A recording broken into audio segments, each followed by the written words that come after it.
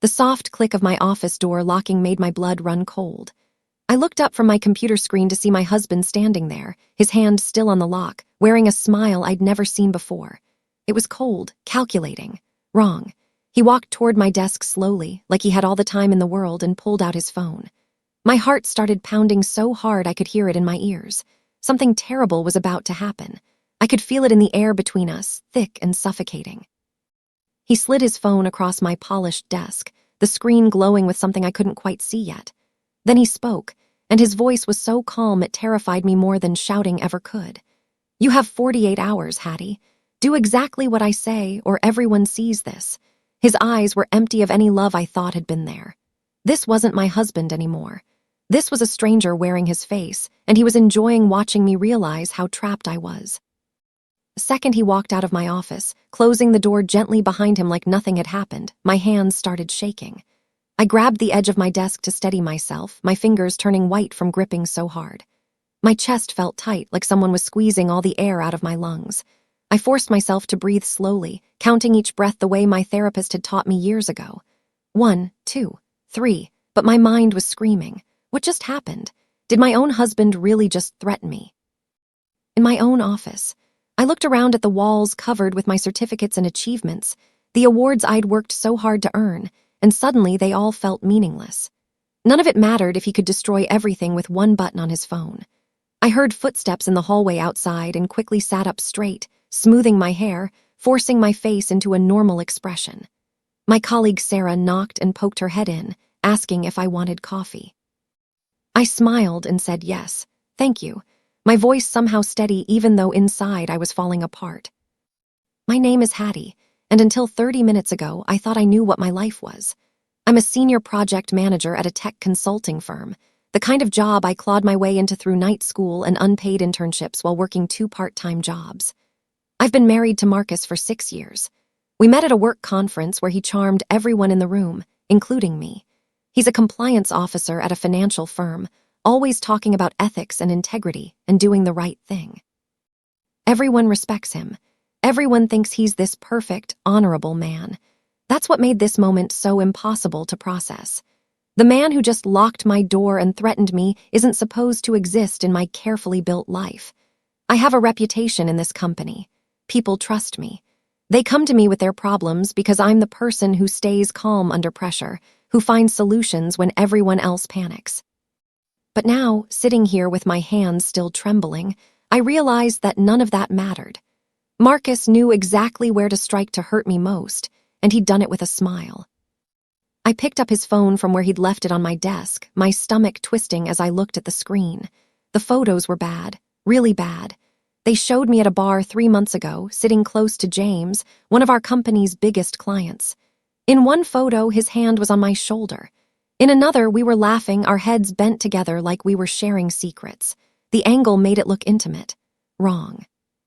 But the worst part was the text messages underneath, supposedly from my number to James's, saying things I never said, talking about how unhappy I was in my marriage, suggesting we meet at a hotel. The timestamps were perfect. The formatting looked exactly like real messages. If someone didn't know better, if someone didn't know me, they would absolutely believe I was having an affair. My mind raced through that night. Yes, I'd met James for drinks. Yes, we'd talked for hours. But it was about his company's contract renewal, nothing more. Marcus had even encouraged me to go, saying it was good for my career. Now I understand why. He'd been planning this, setting me up, creating evidence that didn't exist. The drive home felt like it lasted hours even though it was only 20 minutes. I sat at red lights staring at nothing, my hands gripping the steering wheel so tight they ached. The city lights blurred past my window, office buildings turning into residential streets, but I barely registered any of it. My mind kept replaying the moment Marcus slid that phone across my desk, the confidence in his eyes, the way he'd smiled like he'd already won. Part of me wanted to scream at him the second I got home, to throw those fake messages in his face and demand to know what kind of monster does this to someone they promised to love. But something stopped me.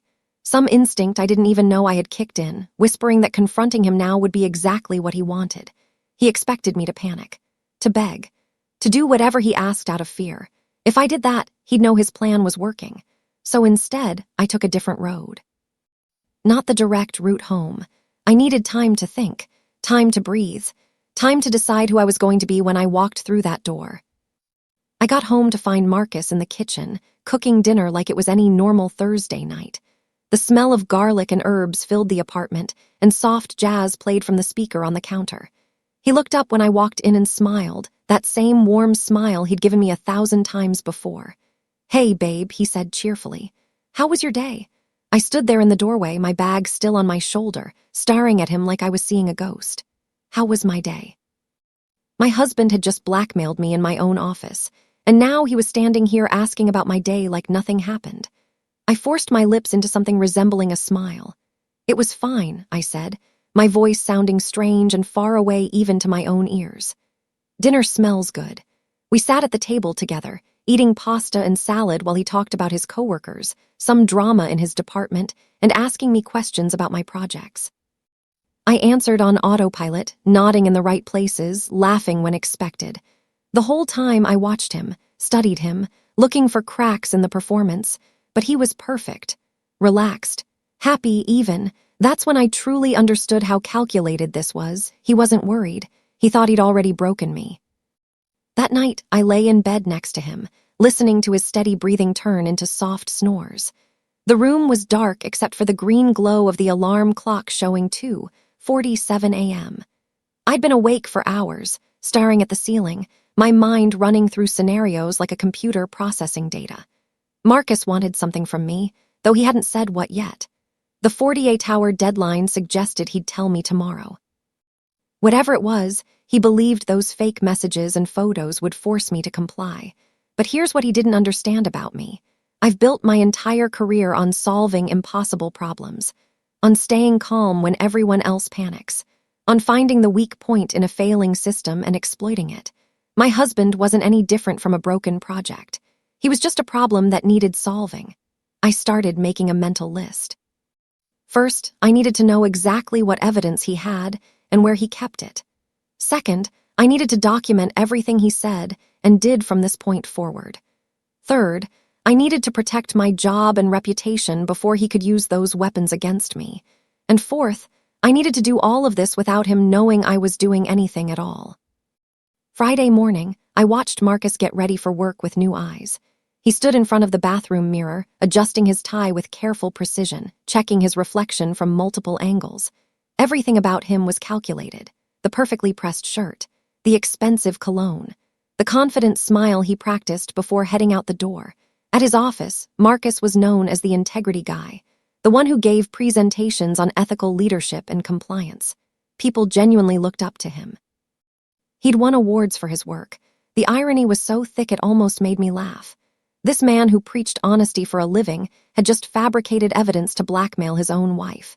At breakfast, I asked him casual questions about his upcoming projects, and he answered easily, proudly even.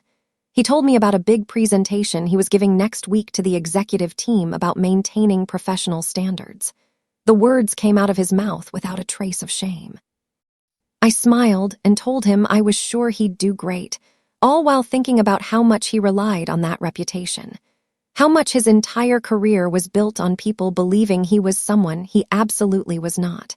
That image was his greatest asset, which meant it could also be his greatest weakness. I was at my desk Friday afternoon when my phone buzzed. A text from Marcus. Simple, direct. "Have you thought about what I said?" I stared at those words, my stomach knotting. I typed back, forcing my fingers to cooperate. "What do you want from me?" 3 dots appeared, disappeared, appeared again. Then his response came through. "I want you to recommend me for the director position opening at your company. Use your connections to make sure I get serious consideration. And I want you to start transferring $5,000 a month into my separate account. The first payment is due Monday." My vision blurred for a second as I read it again. He wanted me to use my professional reputation to get him a job at my company. And he wanted money. My money. The money I'd earned through years of 60-hour work weeks and skipped vacations. 20 minutes later, another text. "Oh, and Hattie. If you think about telling anyone or going to the police, remember that I'll just say you're lying because you got caught cheating. Who do you think they'll believe? The respected compliance officer or his desperate, unfaithful wife?" The answer hit send before I could stop it. I understand. His reply was instant. Good girl. I stared at those 2 words until they burned into my brain. That weekend, while Marcus played golf with his buddies, I turned into someone I didn't recognize, someone methodical, someone dangerous in the quietest way possible. I started with his laptop, the one he left on the kitchen counter because he trusted me completely. I didn't hack into it, nothing illegal. He'd given me his password years ago, written on a sticky note in his drawer. I took photos of everything. The folder where he kept the fake messages he'd created using some app I'd never heard of. The original photos from that night at the bar, clearly taken from across the street through the window, meaning he'd either followed me or hired someone to. Screenshots of his research into photo editing software. Browser history showing he'd been planning this for weeks, maybe months. Every piece of evidence went into a secure cloud folder he couldn't access. Then I went through his emails.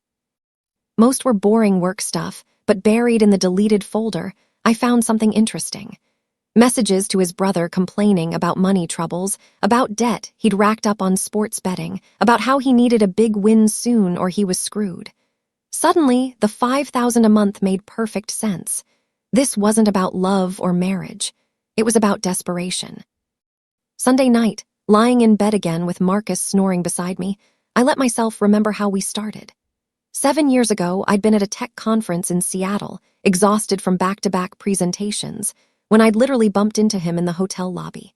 He'd been charming immediately, apologizing for not watching where he was going, buying me coffee to make up for it. We talked for 3 hours that night. He seemed so genuine, so interested in my work, my dreams, my opinions. He made me feel seen in a way no one else ever had. Our first year together was wonderful. He supported my career, encouraged me to apply for promotions, and celebrated every win. But looking back now, I could see when things shifted. It was subtle at first. Comments about how I was working too much, suggestions that maybe I didn't need to be so ambitious, small criticisms disguised as concern. Then the undermining started. He'd forget to tell me about important social events with my colleagues, making me look unprofessional. He'd interrupt me during dinner parties, finishing my stories, correcting details that didn't need correcting, taking up space where I used to be. I'd thought it was just marriage, the natural settling that happens when novelty wears off. Now I understand it was a strategy. He'd been slowly eroding my confidence, isolating me, making me smaller. All so that when this moment came, I'd be too weak to fight back. Monday morning, Marcus kissed my forehead before leaving for work, reminding me that the first payment was due by end of day. After he left, I sat at the kitchen table with my coffee and opened my laptop. I'd been thinking about something all weekend, a tiny detail that kept nagging at me.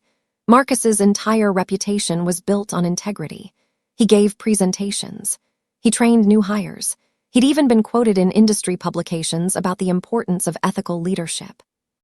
But if that was true, if he really believed what he preached, then somewhere in his professional life, there had to be a crack, a moment where what he said didn't match what he did. I started going through his LinkedIn profile, reading every post, every comment, every article he'd shared. Then I found it. 3 months ago, he'd posted passionately about a compliance case where someone at his company had falsified expense reports. He'd written about how that kind of deception destroyed trust and how there was zero tolerance for fraudulent documentation in a healthy organization. The irony was beautiful. The man who'd publicly condemned falsifying documents had created fake text messages to blackmail his wife. It was small, but it was enough, because now I knew exactly what he couldn't afford to lose: his reputation as the integrity guy. Tuesday, I played my part perfectly. I sent Marcus the first $5,000, watching my account balance drop with a sick feeling in my stomach. Then I texted him about the director position, telling him I'd reached out to my boss's boss to put in a good word. His response was immediate.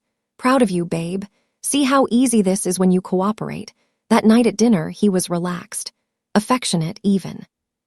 He held my hand across the table and talked about our future, about the life we'd have once he got this promotion, once the money was flowing better. He painted a picture where I'd eventually quit my stressful job and we'd travel together, maybe start a family. The whole time he talked, I nodded and smiled, while inside I was cataloging every word, every promise, every lie. He thought my compliance meant surrender. But what he didn't understand was that every text message, every demand, every smug smile was just more evidence. I'd started keeping a detailed log, timestamps and all, of every interaction. I'd forwarded the fake messages to my personal email, documenting that they existed and when I discovered them. I was building a case, brick by brick, while he thought he was building a future. He grew bolder, careless, and that's exactly what I needed. Wednesday, I took my first real step. During my lunch break, I scheduled a private meeting with our company's head of HR, Patricia. She was a woman in her 50s who'd seen everything in her 20-year career. I didn't tell her about the blackmail, not yet. Instead, I asked her about our policy regarding employee referrals for senior positions and potential conflicts of interest if that employee was related to current staff. She explained the policy carefully.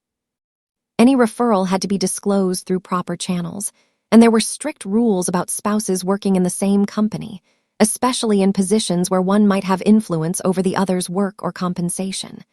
Then I asked, hypothetically, what would happen if someone tried to manipulate an employee into making a referral through inappropriate pressure? Patricia's eyes sharpened. That would be a serious concern, she said slowly. That would trigger an investigation. We take any form of coercion extremely seriously, especially involving employee relationships. I thanked her for her time, acting like it was just general curiosity. But as I left her office, I knew I'd just laid the groundwork. When the time came, Patricia would remember this conversation. She'd remember that I'd tried to do things the right way, that I'd asked the right questions. My job was protected now, even if Marcus tried to destroy my reputation later. Thursday night, Marcus made his first real mistake. We were at a dinner party with 3 other couples, all people from his office. The wine was flowing freely, and Marcus was holding court, telling some story about catching a coworker in a lie. Everyone was laughing, impressed by his sharp instincts. Then someone asked him about work-life balance, how he managed stress. Marcus leaned back in his chair, glass in hand, and said something that made my blood freeze. "Sometimes you have to be strategic," he said with a smirk. "Sometimes you have to know how to apply pressure in the right places to get what you want, even at home." His friend Jake laughed uncomfortably. "What's that supposed to mean?" Marcus glanced at me, and for just a second his mask slipped. His smile turned cold. "Just that marriage is about leverage," he said. Understanding what the other person values and making sure they understand what's at stake if they don't cooperate. The table went quiet. Someone changed the subject quickly, but I saw it. I saw 3 people exchange glances. I saw Marcus's boss's wife, Sharon, look at him differently, like she was seeing something she hadn't noticed before. Marcus had just revealed himself in front of witnesses, and he didn't even realize it because he thought he was untouchable. Friday morning, exactly 1 week after Marcus first locked my office door, I discovered something that changed everything. I'd been anxious about the fake text messages, worried that they looked too real, that no one would believe me if I said they were fabricated. But then I did something obvious, something I should have done immediately. I called my phone provider and requested my official text message records for the past 6 months. They arrived in my email within 2 hours. I opened the PDF with shaking hands, scrolling through pages of data until I found the dates in question. The messages Marcus claimed I'd sent to James didn't exist, not in the official records. The phone company had no record of me sending anything to James's number beyond our normal work-related communication. The fake messages Marcus had created existed only on his phone, not in the actual cellular network data. That meant they weren't just suspicious. They were probably false. I had evidence, official evidence from a phone company, that would completely destroy his blackmail attempt. The power shifted in that moment. Suddenly, I wasn't the one trapped. He was. He just didn't know it yet. I printed 3 copies of the phone records, stored them in different locations, and uploaded them to the same cloud folder with everything else. The cage he'd built for me had just become his own prison. The following Monday, I requested a meeting with Patricia in HR again, but this time I also asked for the presence of our company's legal counsel, Martin. They met me in a small conference room, concern written on both their faces. I sat down, pulled out a folder, and placed it on the table between us. Then I told them everything, about Marcus locking my office door, about the fake evidence, about his demands for money and a job referral, about the threats. Patricia's expression went from concern to horror. Martin started taking detailed notes, asking specific questions about dates and times. I showed them the fake text messages Marcus had created, and then the official phone records proving they didn't exist. I showed them the timeline of his demands. I showed them the emails about his gambling debts. Then I showed them his own social media posts about integrity and ethics, the same posts where he'd condemned the exact behavior he was now engaging in. Martin sat back in his chair, shaking his head. "This is serious," he said quietly. "This is blackmail, extortion, and attempted fraud. You need to go to the police," but I shook my head. "Not yet," I said. "I need to handle this carefully. I need to make sure my reputation is protected first." Patricia understood immediately. She wrote something down and looked at me. "We'll document everything today. If he tries to damage your reputation here, we'll have this record. You're protected." That night, Marcus came home angry. I could see it the second he walked through the door, his jaw tight, his movements sharp and aggressive. He dropped his briefcase on the floor and turned to face me. "Did you talk to HR today?" His voice was controlled, but barely. I looked at him calmly, my heart racing but my face neutral. "Yes," I said. "I did." His eyes flashed with something dark and dangerous. "I told you what would happen if you tried anything. I told you I'd destroy you." I stood up from the couch, and for the first time in 2 weeks, I felt strong. It felt clear. "You told me a lot of things, Marcus, but here's what you didn't consider. Those messages you created, they don't exist in the official phone company records. I have documentation proving they're fake. You committed fraud." His face went pale. He opened his mouth, closed it, and tried again. "You're blowing this out of proportion," he said, but his voice shook. "We can work this out." I walked past him toward the bedroom. "No," I said quietly. "We can't." The next morning, I filed for divorce. The attorney I'd consulted over the weekend had the papers ready. Marcus was served at his office by a courier in front of his colleagues. The mask cracked right there in the middle of his workspace, and everyone saw it. The next 2 weeks were chaotic, but it was controlled chaos. Marcus tried everything. First, he attempted to apologize, showing up at my office building, calling me 30 times a day, sending long emails about how he'd made a terrible mistake and we could fix this together. When that didn't work, he tried anger. He called me cruel, vindictive, said I was overreacting to a joke gone wrong. When that didn't work, he tried threats again. But his threats were empty now, and we both knew it. What I didn't expect was how quickly his professional life would unravel. See, when Patricia documented my HR complaint, corporate policy required them to notify Marcus's employer since his actions involved attempting to manipulate their hiring process. His company launched an internal investigation. They interviewed people. They looked at his work. And they started finding things. Small things at first. Expense reports that didn't quite add up. Time sheets that claimed he was in the office when security logs showed he wasn't. Client relationships where the boundaries seemed inappropriate. None of it was as dramatic as blackmailing his wife, but it painted a picture. It showed a pattern of dishonesty, of someone who said one thing publicly while doing another privately. The man who'd built his entire career on integrity was exposed as a fraud, and it spread through the industry like a virus. 3 weeks after I walked into that HR meeting, I sat in my office and watched it all fall apart for him through the professional grapevine. Marcus was fired from his job for violations of the ethics code he used to enforce. The irony was lost on no one. Several of his former colleagues reached out to me privately, apologizing for not seeing what he was sooner, telling me they'd always thought something seemed off about how perfect he pretended to be. His LinkedIn profile, once full of impressive posts and engagement, went silent. Then it disappeared entirely. The director position at my company, the one he'd tried to force me to get him, was filled by someone else. Someone qualified, someone honest. His professional reputation, the thing he'd valued more than his marriage, more than basic human decency, was completely destroyed. And the best part? I hadn't done anything except tell the truth. I hadn't sabotaged him. I hadn't spread rumors. I'd simply let the facts surface in the right rooms with the right people. His own actions, his own choices, his own arrogance had created the destruction. I just turned on the lights and let everyone see what was already there. At home, I'd moved into a friend's apartment while the divorce proceedings continued. Marcus had tried to fight it at first, but his lawyer had apparently explained reality to him. He had no leverage. He had no evidence. He had nothing but his own crimes, documented in detail. One evening, about a month after I'd filed for divorce, Marcus called from an unknown number. I almost didn't answer, but something made me pick up. His voice was broken, small. Nothing like the confident, cruel man who'd locked my office door. "Hattie, please," he said. "Can we talk? Just for 5 minutes. I need you to understand." I sat in my new apartment, looking out at the city lights, and felt nothing. No anger, no sadness, just a calm, clean emptiness where he used to be. "There's nothing you can say that I need to hear," I told him.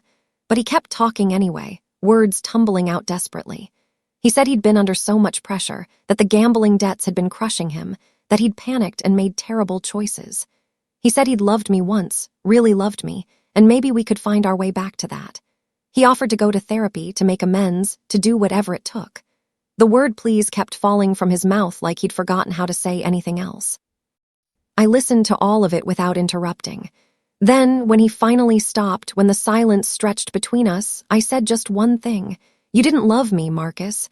You loved what you thought you could take from me. There's a difference." Then I hung up. He didn't call again.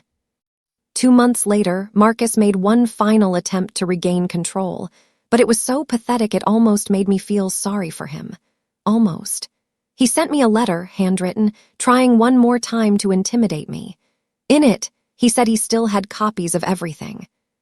That he could still make my life difficult if he wanted to, that I should think carefully about how I wanted our divorce settlement to go. The threats were empty and we both knew it, but the fact that he'd try showed how little he understood about what had happened. He still thought power came from fear, from leverage, from having something over someone else. He didn't understand that the moment I'd stopped being afraid of him, he'd lost everything. I took the letter to my attorney, who added it to the file as more evidence of harassment. Then I did something I'd been planning for weeks. I wrote my own letter, but I didn't send it to Marcus. I sent it to his parents, his brother, and 2 of his closest friends. People who still believed he was a good person who just made a mistake. In the letter, I didn't attack him or call him names. I simply laid out the timeline, what he'd done, what he demanded, the evidence of fabrication. The pattern of lies. I ended it with one line that I'd been thinking about for months. The worst thing he did wasn't blackmail me. It was believing I'd be too weak to survive it. The divorce was finalized on a Tuesday afternoon in early autumn. I sat in the courthouse next to my attorney while Marcus sat across the room with him, looking defeated and older than his 34 years.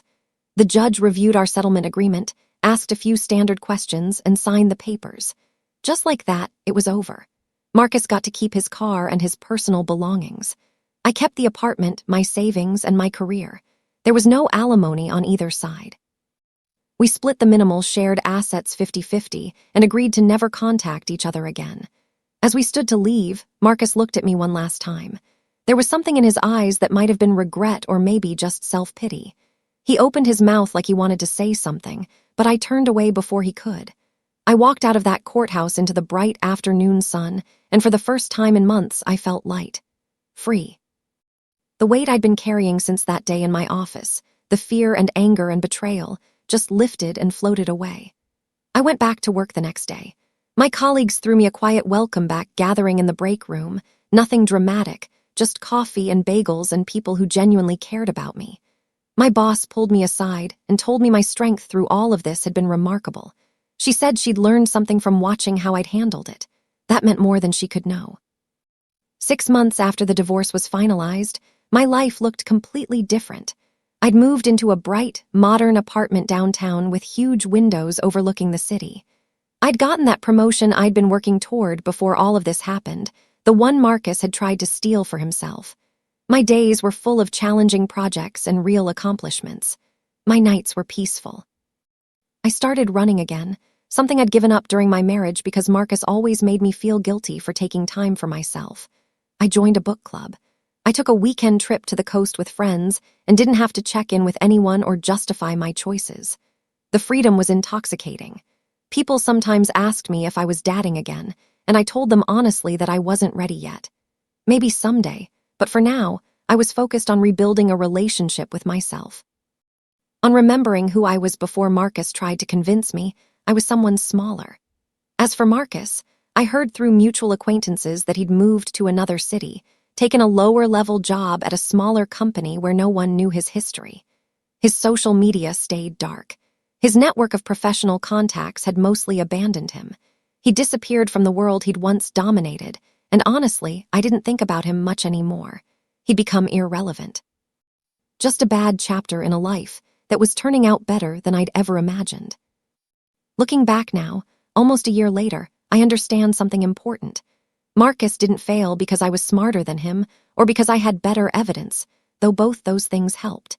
He failed because he fundamentally misunderstood what power actually is. He thought power was making someone afraid, having leverage over them, controlling their choices through threats. But real power is knowing your worth and refusing to negotiate it with someone who wants to sell it back to you for less than you deserve.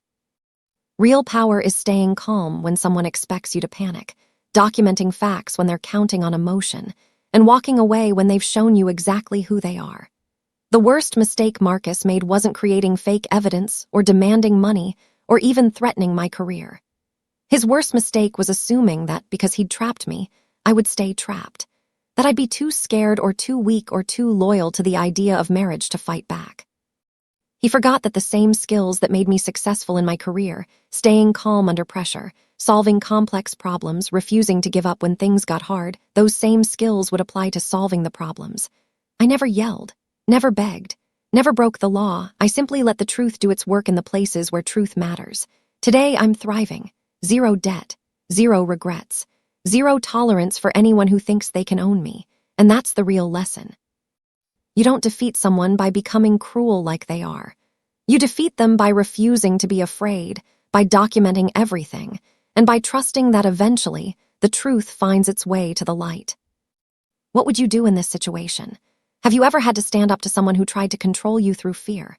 Drop a comment below and share your story, because your experience might be exactly what someone else needs to hear today. And if this story resonated with you, if it reminded you that you're stronger than you think, hit that subscribe button. We're building a community of people who refuse to be broken, who choose truth over fear, and who understand that real power comes from knowing your worth. Like this video, share it with someone who needs to hear it, and let's keep this conversation going. You're not alone, you're not weak, and you're definitely not trapped. You're just one decision away from freedom.